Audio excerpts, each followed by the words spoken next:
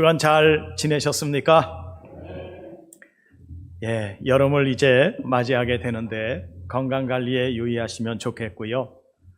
또 하나는 이 가까운 동남아나 이런 데는 코로나가 다시 재발함으로 인해서 많은 사람의 인명이 피해를 많이 봤다고 하는 뉴스를 본 적이 있습니다.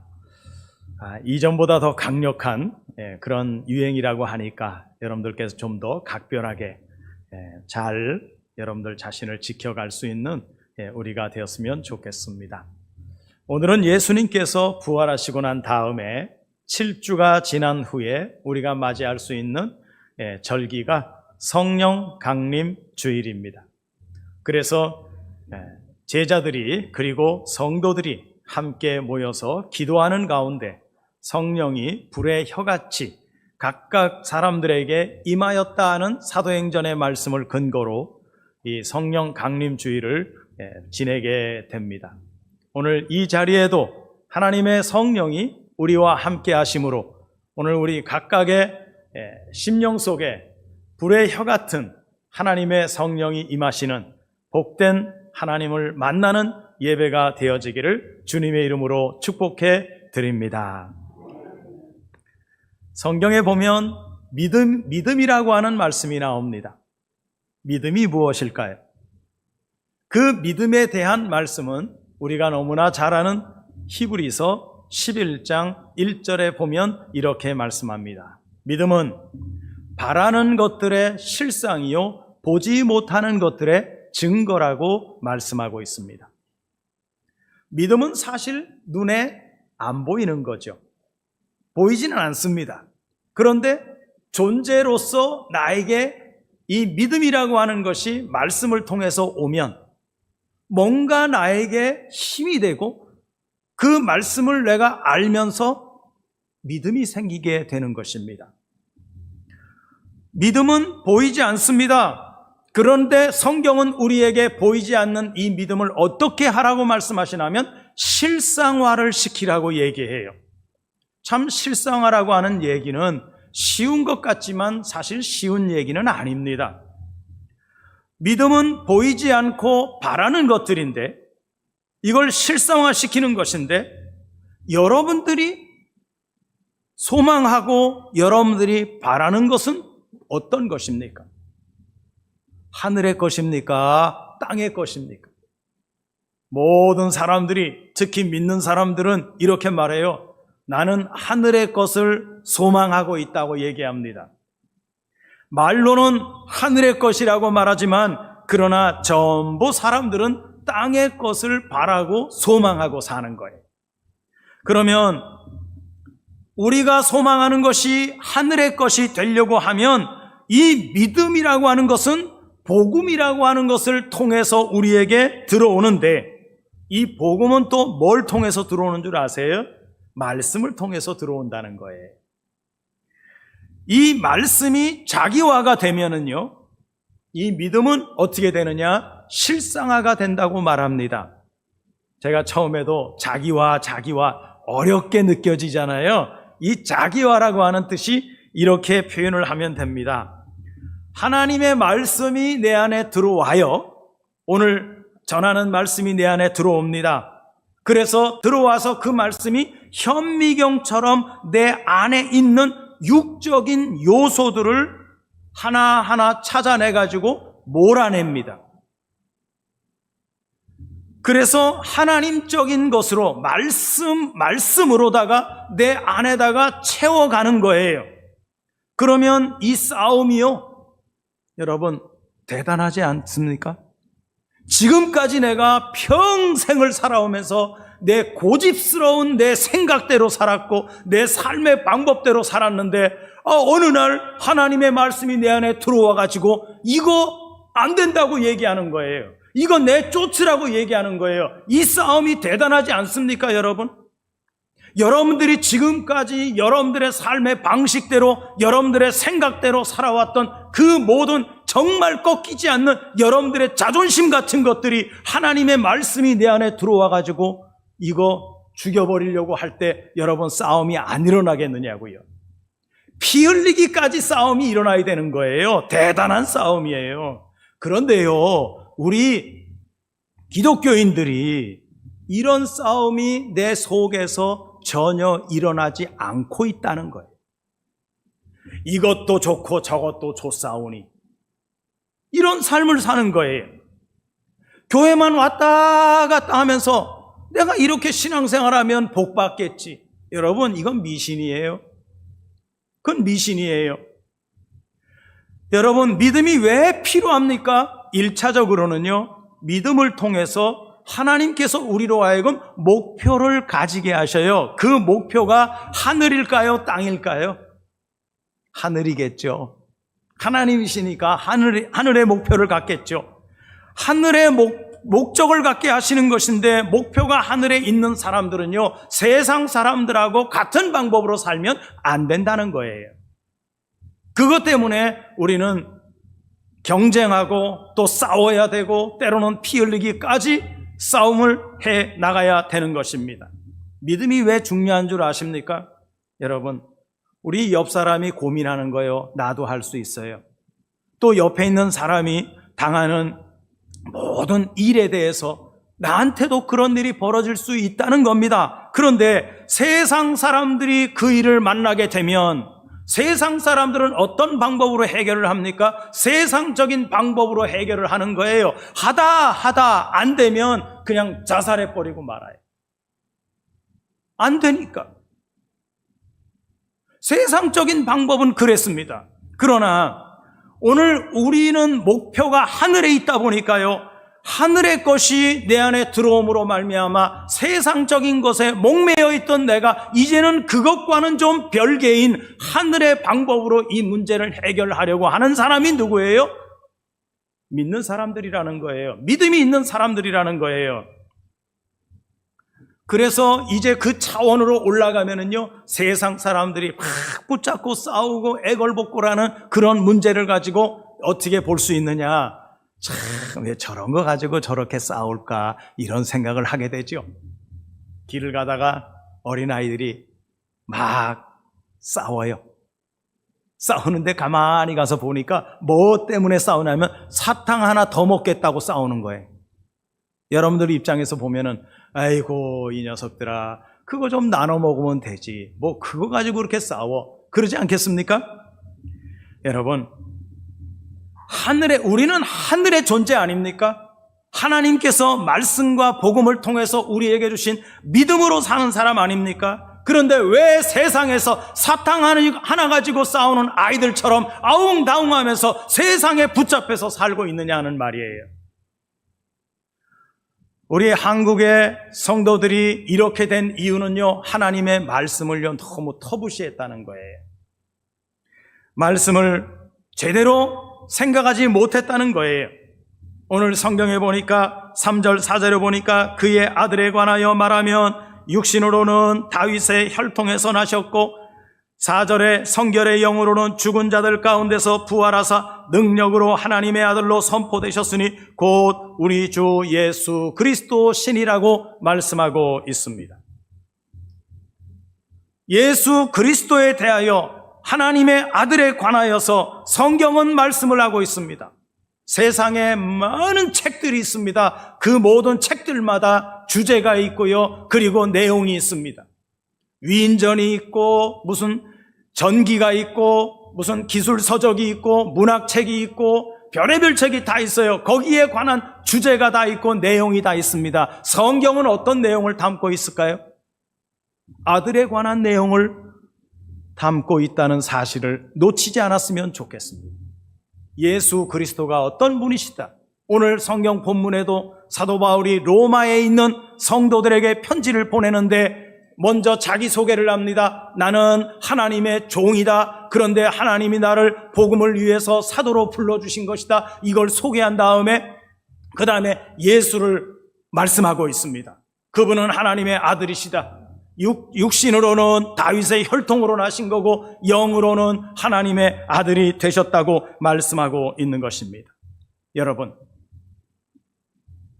이 아들이 어떻게 해서 됐느냐? 하나님의 능력 안에서 이루어졌다는 거예요.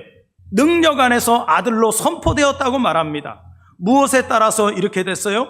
영을 따라서, 육을 따라서 아들 예수 그리스도가 그렇게 이 땅에 오시게 되어서 우리와 함께 하시는 존재가 되었다고 말씀하십니다. 예수님의 탄생을 보면요, 두 가지로 나와요. 하나는요, 다윗의 혈통을 따라서 나왔다고 말합니다. 마태복음 1장 1절에도요, 예수님을 이렇게 시작합니다. 아브라함과 다윗의 자손 예수 그리스도의 세계다, 그러죠. 그러니까 믿음으로는 아브라함의 계보를 따라오고요, 태어남으로는 다윗의 족보를 타고 태어나서 오늘 우리가 사는 이 시대에 예수 그리스도로 나오셨다고 성경은 그렇게 말씀하고 있습니다. 여기에 영에 따라서는 어떻게 해요? 영에 따라서는요, 성결의 영을 따라서 나왔다고 그럽니다. 성결의 영으로 따라서 나왔다고 하는 얘기는요, 그분이 부활하셨다고 말씀하는 거예요. 어디로부터일까요? 죽은 자들 가운데서 부활하신 예수 그리스도시라고 사도 바울이 예수님을 소개하고 있는 것. 반드시 예수님은요, 부활하셔야 되는 분으로 오셔야 돼요. 그분이 누구라고 말합니까? 우리 주 예수 그리스도시다. 그래서 예수 그리스도, 그분은 결국 하나님의 아들로 등장하십니다. 육신을 따라서는 다윗의 혈통을, 영을 따라서는 성령의 능력 안에서 죽은 자들 가운데서 부활하신 분으로 나오십니다. 복음이 뭡니까? 하나님의 아들에 관한 이야기를 성경 전체에서 말씀하고 있는 내용이에요. 그래서 우리는 성경을 읽을 때마다 누구를 발견해야 되느냐? 하나님의 아들에 관계된 말씀들을 발견하게 되는 것입니다. 그런데 그 아들이 누구라고요? 예수 그리스도시라고. 5절에 보니까 그로 말미암아 우리가 은혜와 사도의 직분을 받아 그의 이름을 위하여 모든 이방인 중에서 믿어 순종하게 하나니, 그럽니다. 그를 통해서 우리가 무엇을 받았냐면 은혜를 받았고 사도의 직분을 받았다고 말을 하고 있습니다. 그래서 은혜도 예수 그리스도로부터 나오는 것이고 사도도 예수 그리스도로부터 나오는 직분이라고 말합니다. 그래서 은혜도 은사 중에 하나인데요, 우리 또한 바울이 그렇게 된 것처럼 우리 또한 사도의 직분을 받았다고 말합니다.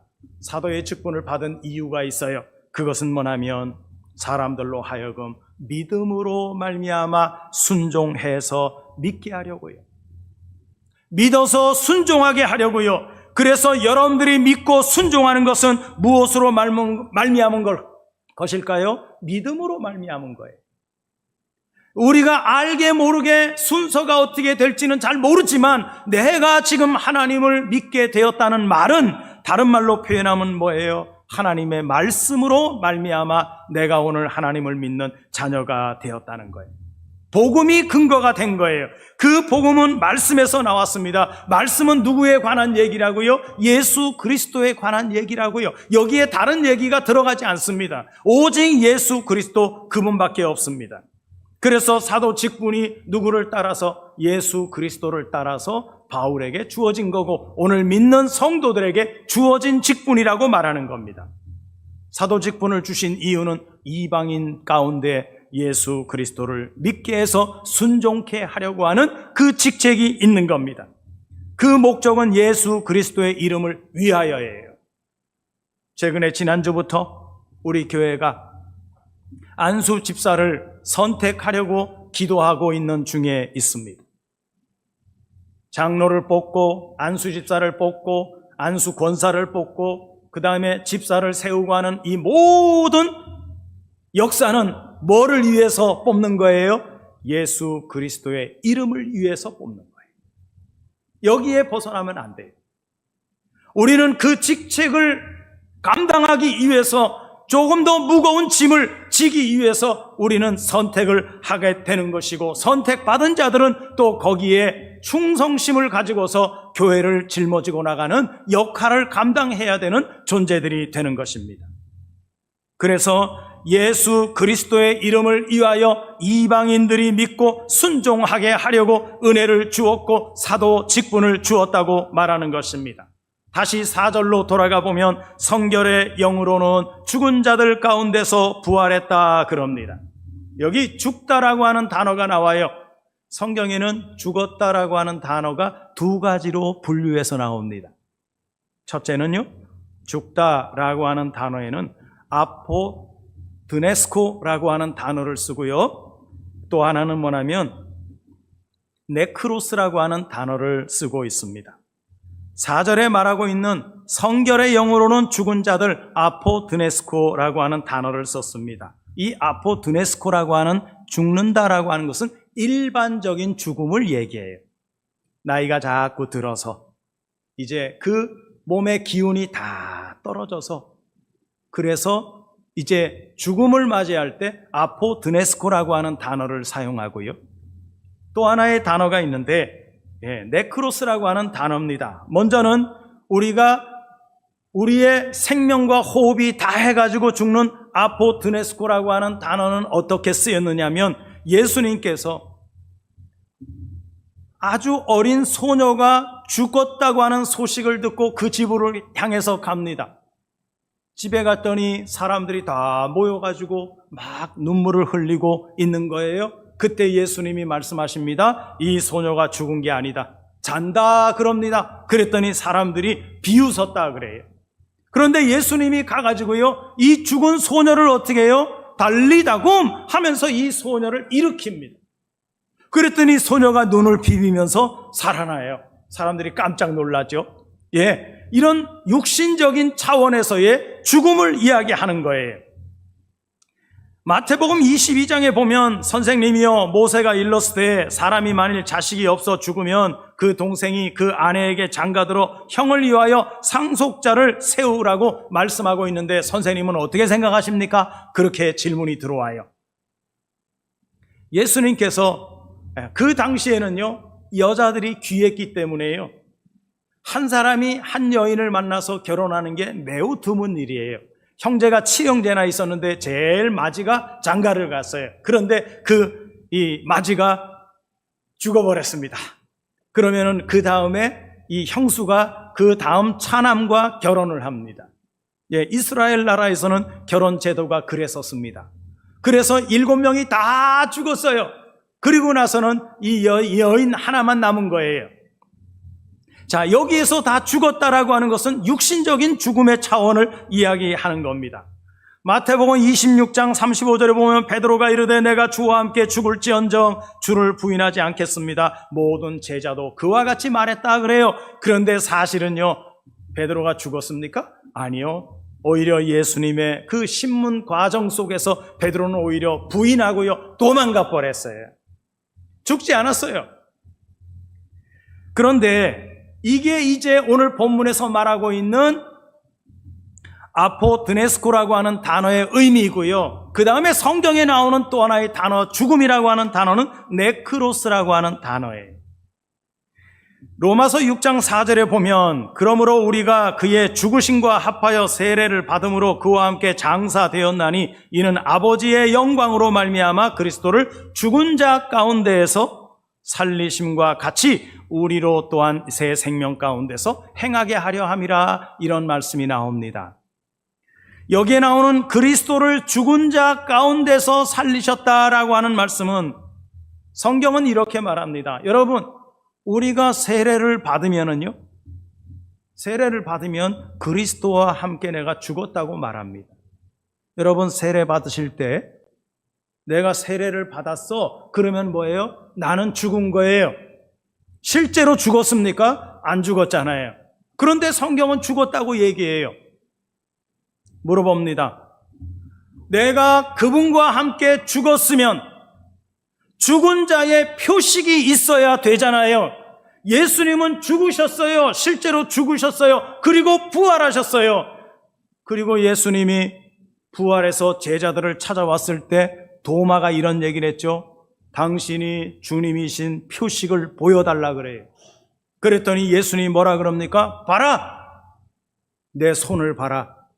못 박힌 손 보이냐?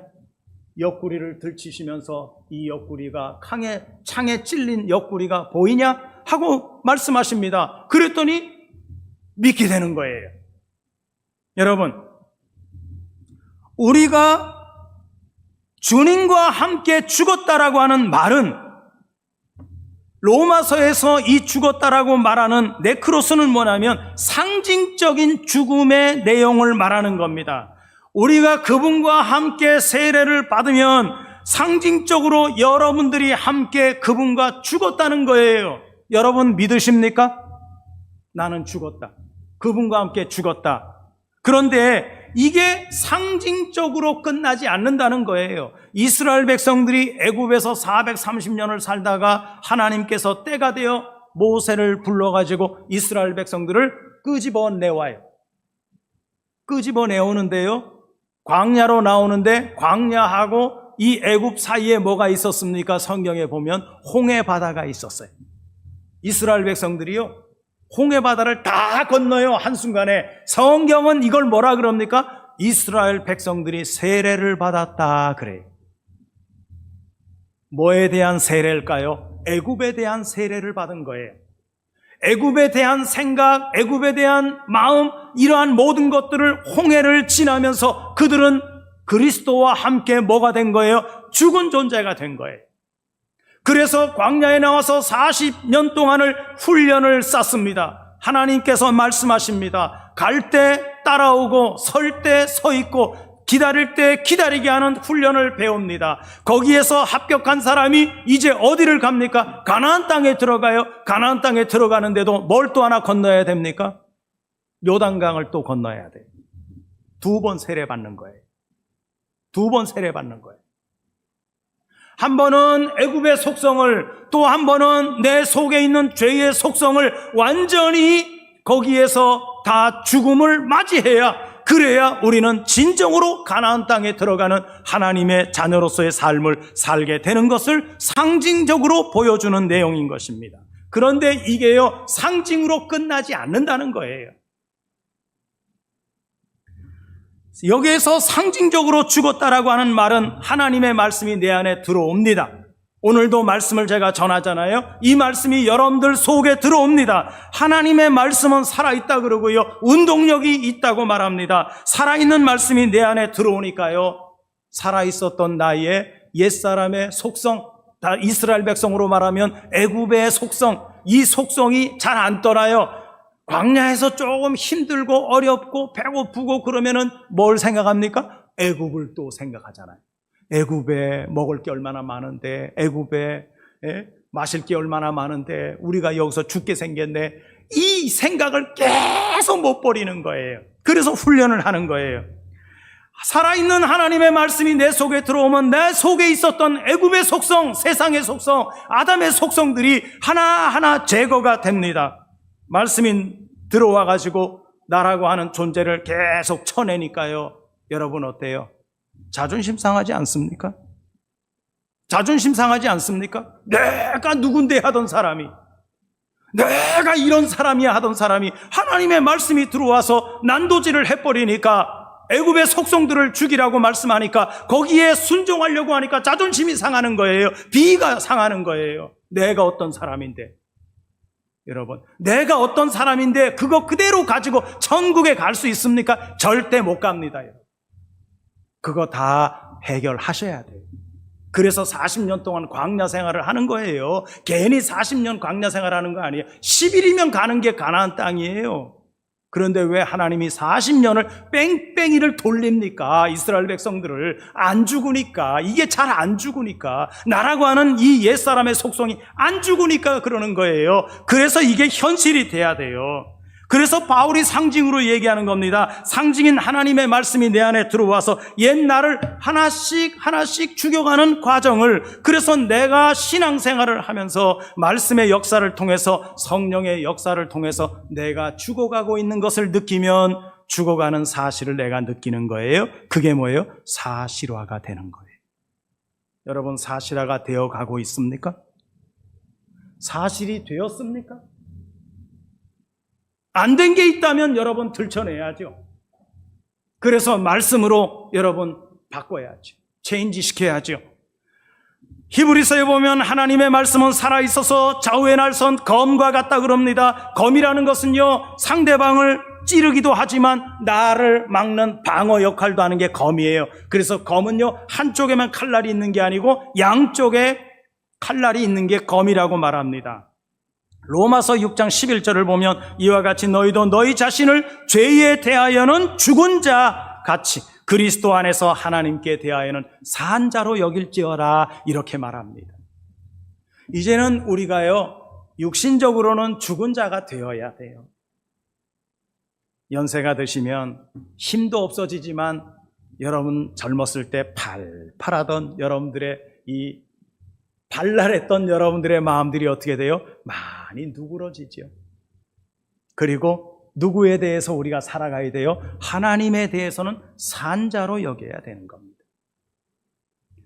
죄에 대하여 죽은 자, 실질적으로 죽은 것이 아니라 상징적인 것으로 죽어야 됩니다. 그런데 문제는 이것이 나에게 영원토록 상징적으로만 남아있으면 안 됩니다. 말씀을 통해서 실질적인 사건을 만들어 가야 된다는 것입니다.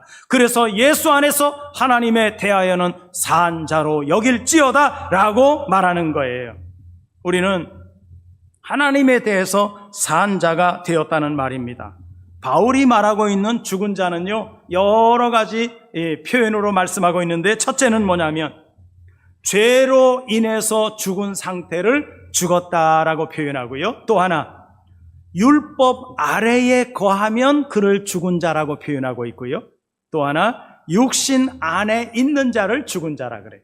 이 육신 안에 있다는 말은요, 온통 생각이 육신적인 것으로 가득 차 있는 사람, 이걸 죽은 자라 그래요. 마지막은요, 하나님과의 관계가 끊어진 자를 죽은 자라 그래요. 예를 들어 보면 창세기에서요, 에덴 동산을 창설하시고 거기에 인간이 필요한 모든 것들을 다 갖춰 놓으시고 아담과 하와를 거기에다가 지으셔가지고서 그들로 하여금 그것을 다스리게 하셔요.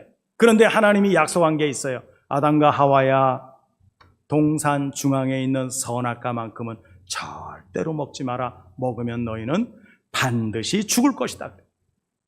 그런데 이들이 하나님의 말씀을 잊어버리고요, 선악과를 따먹었어요. 죽었어요? 살았어요?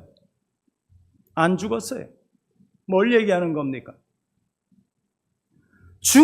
반드시 죽는다고 하나님이 선언하셨는데 이들이 죽지 않았어요. 먹었는데도. 그리고 이들을 어떻게 합니까? 그 동산에서 내쫓아버렸어요.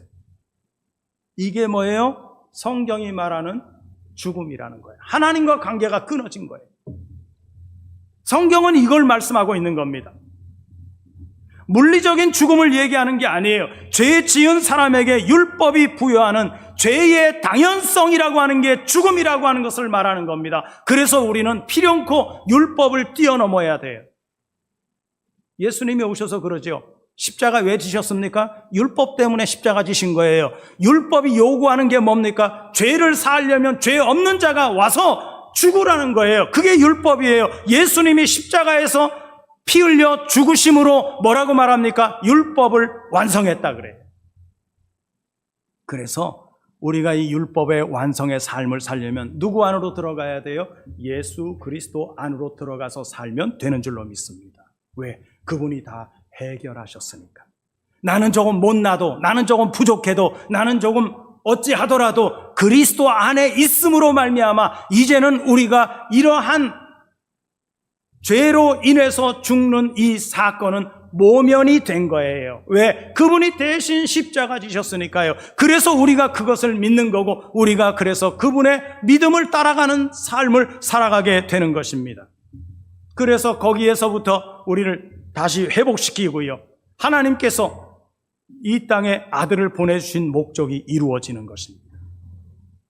여러분, 성경은 누구에 관한 얘기라고요? 아들에 관한 얘기예요. 다른 얘기가 없어요. 하나님의 아들 예수 그리스도가 이 땅에 와서 하신 일, 예수 그리스도가 이 땅에 와서 우리를 위해서 무엇을 어떻게 하셨는가를 우리가 곰곰이 따져보면서 우리 안에 누구의 형상을 만들어 가야 될까요? 예수 그리스도의 형상을 만들어 가면 그것으로 우리의 믿음은 승리하게 되는 줄로 믿습니다. 그래서 아들에 관한 것을 성경은 쭉 우리에게 말하고 있는 거예요. 이걸 놓치지 마시고요. 이 한 주간도 예수 그리스도를 닮아가고 그분의 성품과 그분의 인격과 그분의 삶을 우리의 삶에서 나타내고 표현해낼 수 있는 그런 믿음의 삶을 이 한 주간도 살아가시기를 주님의 이름으로 축복해 드리겠습니다.